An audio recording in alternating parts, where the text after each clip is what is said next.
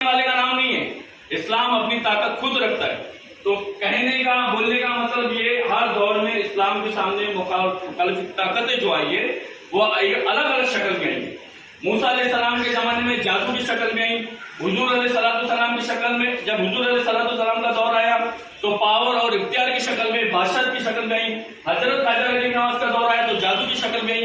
हर दौर में इस्लाम का मुकाबला सिर्फ और सिर्फ हुकूमत से हुआ। ये बात जहन में रखें। इस दौर में हमारा कोई हिंदू भाइयों से, दलित भाइयों से, जैन भाइयों से, ईसाइयों से किसी से कोई मुकाबला भी नहीं, ना किसी से नुकसान देना फायदा है। सिर्फ हमारा नुकसान जो रहा है मौजूदा हुकूमत की वजह से हो रहा है। तो आपसे अदबन गुजारिश से पैगंबर मोहम्मद सल्लल्लाहु अलैहि वसल्लम रहम दिल जो बिल लिखा गया है, इस बिल को, कानून को पास कराने में मैं बात अच्छी तरह से जानता हूँ। बहुत से लोगों को ऐसा लग रहा भाई ये कैसा होगा, ये कैसा होगा, ये कैसा होगा। ये किताब बाबा साहब अम्बेडकर के संविधान के नाम पे लिखी तो गई है, कानून लॉ ऑफ इंडिया तो लिखा हुआ है, मगर इस किताब को लिखने के टाइम हमने अल्लाह उसके रसूल की जात पे भरोसा रख के लिखा। अगर एक किताब में बाल बराबर में, हुरूफ में अगर मिस्टेक होती तो हम कब के गिरफ्तार हो होते। इस किताब में जेर और जबर में भी मिस्टेक नहीं। इस किताब को बंगाली में, तेलुगु में, उर्दू में, हिंदी में, इंग्लिश में और गुजराती में 5 से 6 जबान में लिखा गया। 5 से 6 जगह पे इसको कानून को बनाने की कोशिश की गई। कोई भी काम दुनिया में नामुमकिन नहीं है। अगर हम जात, अल्लाह की जात पे भरोसा रख के चले तो मुश्किल जरूर है, तकलीफों का सामना जरूर करना है, मगर नामुमकिन नहीं है। आज हमने दीन को इतना समझाया कि फला हजरत बहुत अच्छा बयान करते हैं, उनको बुला दो और पूरी कौम होशियार हो जाएगी। मैं बोलता हूँ फला हजरत ने पिछली मरतबा जिधर बयान किया था उस कौम कहाँ चली गई। अगर सिर्फ दीन बयानों से फैलता तो सहाबा कितनी जंगें लड़ी। सहाबा को जंग लड़ने की जरूरत क्या थी। दीन में हर चीज जरूरी है। जहाँ जबान की जरूरत पड़ी जहाँ जबान की, जहाँ तलवार की जरूरत पड़ी वहां तलवार की। और इस जमाने में हमें और आपको सिर्फ कलम की जरूरत। आज हमारा कलम उठाइए और कोई भी आपको तकलीफ देता है उसके बारे में आप शिकायत करें। आप पुलिस को लिखे कि फला फला शख्स तकलीफ देता है, पुलिस नहीं सुनती। आपके विधायक को लिखे, विधायक नहीं सुनता है। कलेक्टर को लिखे, कलेक्टर को नहीं जब सुनता है तो आप कोर्ट में जाके खुद इन पर्सन आर्टिकल 226 के तहत, 226 के तहत आप खुद बिना वकील के आप खुद जाके अपना केस लड़ सकते हैं। आज हिंदुस्तान के संविधान में वो हमारा अधिकार है, मगर अधिकार को समझने के लिए मेहनत करने की जरूरत है। डेली 1 घंटा, डेली 1 घंटे में सिर्फ आधा घंटा दीन सीखे कि साहबा ने इस दिन के खातिर कितनी तकलीफ उठाई, और आधा घंटा सिर्फ लॉ ऑफ इंडिया सीखे आप कि संविधान ने, बाबा साहब अम्बेडकर के संविधान में हमें कितनी आजादी की। आज मुसलमानों पे के कानून बनाए जा रहे हैं। मैं बोलता हूँ मुसलमान को तुम नहीं खत्म कर सकते। मुसलमान सिर्फ गवंडी में, भिवंडी में, बंबई में, महाराष्ट्र में, हिंदुस्तान में नहीं, मुसलमान पूरी दुनिया में है। तुम हिंदुस्तान के मुसलमान को दबा तो सकते हो मगर खत्म नहीं कर सकते। तो अगर अपने आप की इज्जत बचाना है, अपनी दाढ़ी, अपनी टोपी, अपनी दरगाह, अपनी मस्जिद, अपनी अजान, अपने बच्चों के हिजाब को बचाना है तो बाबा साहब अम्बेडकर के लिखे हुए संविधान को पढ़िए, लोगों को पढ़ाए, लोगों को समझाए। हम जो बूढ़े हजरात है वो अपनी तौबा और मगफिरत में लगे हुए, जो जवान है वो अपनी बॉडी बनाने में, अपने आप को खूबसूरत में लगे हुए, जो बच्चे हैं वो अपना कैरेक्टर बनाने में लगे हुए। तुम जो बच्चे हैं इस सदी के, वो इस्लाम का भी फ्यूचर है और वो हिंदुस्तान का भी फ्यूचर है। याद रखना, आने वाला जो नुकसान होगा वो सिर्फ इस्लाम का नुकसान नहीं होगा, उसी नुकसान के साथ हिंदुस्तान का भी नुकसान होगा। जो बाबा साहब अम्बेडकर ने संविधान लिखा उस संविधान का गला घोटा जा रहा है।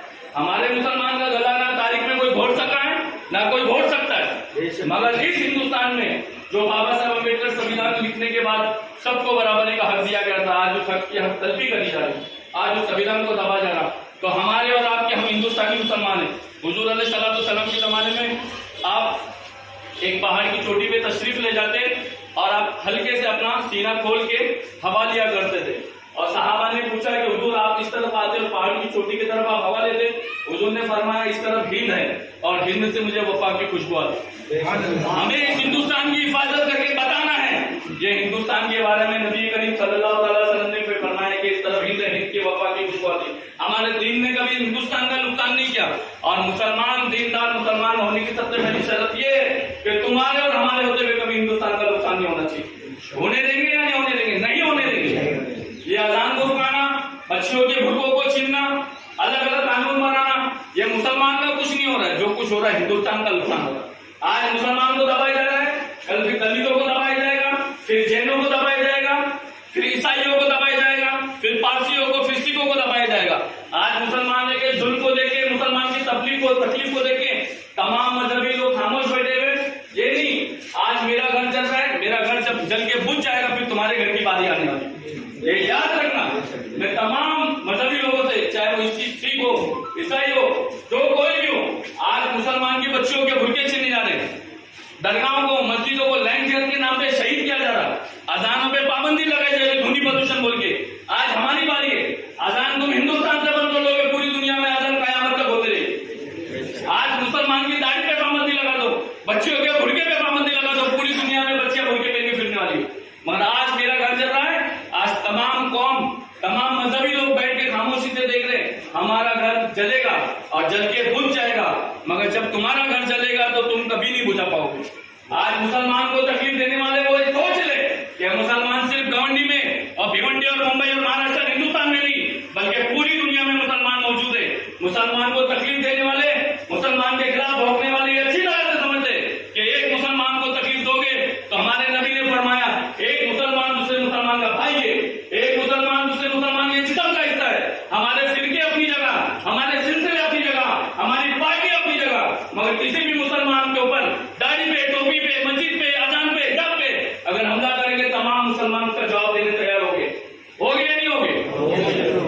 मैं अपनी बात को यही खत्म करता हूँ और आप लोगों से उम्मीद करता हूँ जो बात आप लोगों के सामने कही गई उस पर आप लोग अमल करेंगे। ये किताब लिखने के लिए 5 साल गया मुझे। कितना साल? 5 साल लिखने के लिए गया, क्योंकि हर चीज का जो फायदा होता है उसका एक नुकसान भी बहुत बड़ा सामने आता है।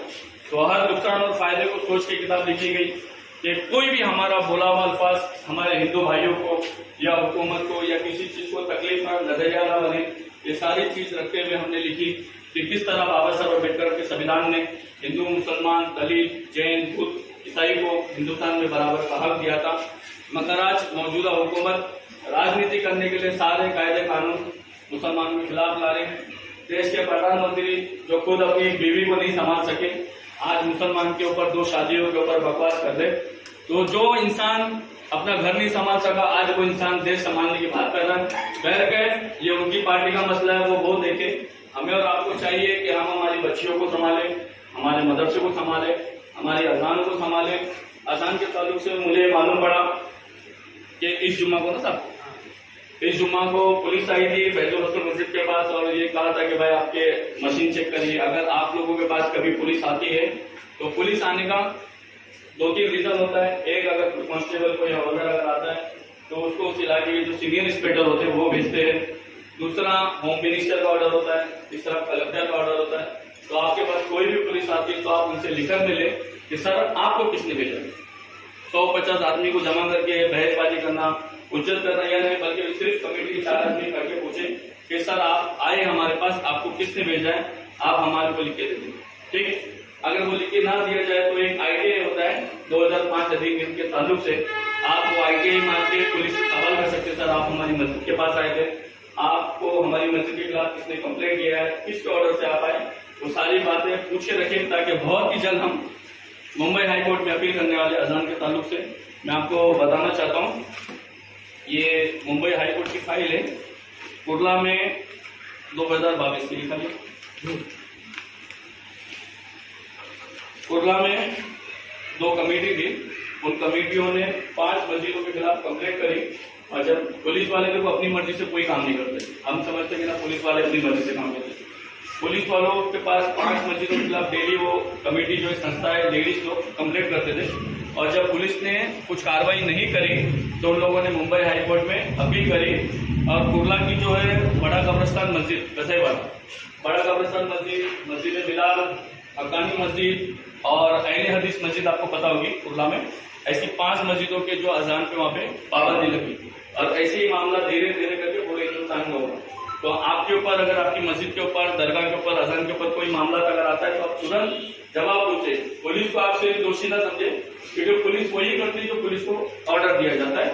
पुलिस अपनी मनमर्जी से एक कदम भी नहीं चल सकती। तो आपकी मस्जिद के बाद अगर कोई कानूनी कार्रवाई करने आता है तो आप उनको ताबड़तोड़ पूछे सर आपको किसने भेजा, सीनियर इंस्पेक्टर ने भेजा है या आप कलेक्टर के ऑर्डर से आए या कोर्ट के ऑर्डर से आए या होम मिनिस्ट्री की तरफ से आए, आप पूछे। वो ना बोले तो कोई बहसबाजी करने करने की जरूरत नहीं।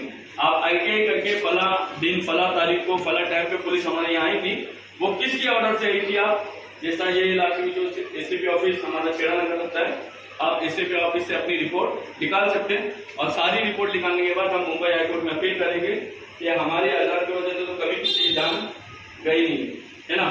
तो ये चीज ध्यान में रखे, कोई भी काम करे तो संविधान के दायरे में रह के करे। ऐसा नहीं है, इस्लाम ने कभी किसी से हुज्जत करने का हुक्म नहीं किया, समझाने का और सोच समझ के चलने का नाम इस्लाम है। क्योंकि आज लोग चाहते हैं कि हिंदू मुसलमान आपस में लड़े, भेदभाव पैदा हो। कोई भी पार्टी हो, चाहे शिवसेना हो, चाहे कांग्रेस हो, समाजवादी पार्टी हो, बीजेपी हो, चाहे एमआईएम हो, हर पार्टी ये चाहते कि हिंदू मुसलमान की राजनीति हो और वोट बैंक हमारे प्लेट में आए, हमारी थाली में आए। तो ये जो मसला जो चल रहा है हिंदुस्तान में, ये हिंदू मुसलमान का मसला नहीं है, ये पॉलिटिकल पार्टियों का मसला है।